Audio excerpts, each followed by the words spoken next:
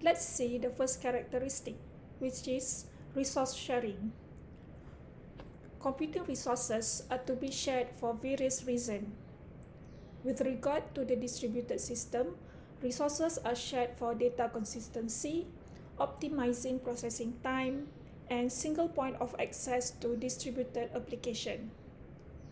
Before we further discuss about resource sharing, let us see the type of computing resources. Here we have several examples of computing resources that are usually used in distributed application.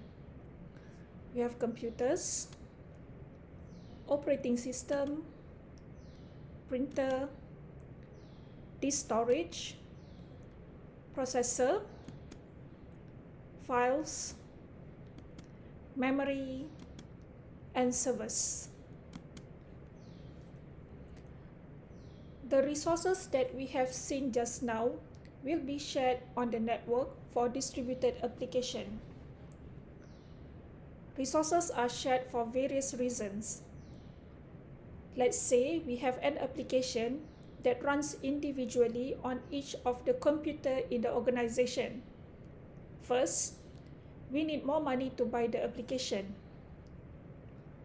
The amount of costs incurred will be increasing as the number of users in the organization is increased. Then, we need to install at each individual computer where we need more technicians to do that. Furthermore, if there are updates to the application, we need to go to individual computer to do that. This is not convenient. When we put application on the network and share with all nodes, the installation and maintenance of the application will be convenient to all. With regard to consistency, it can guarantee there is a centralized storage and data are not kept at local node.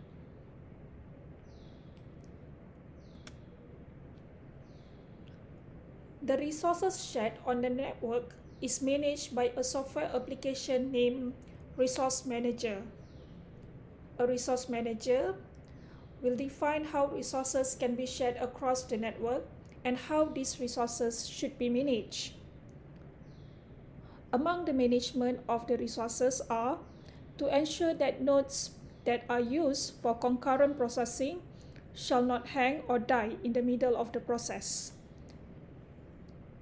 and to manage locking when data are updates from various nodes.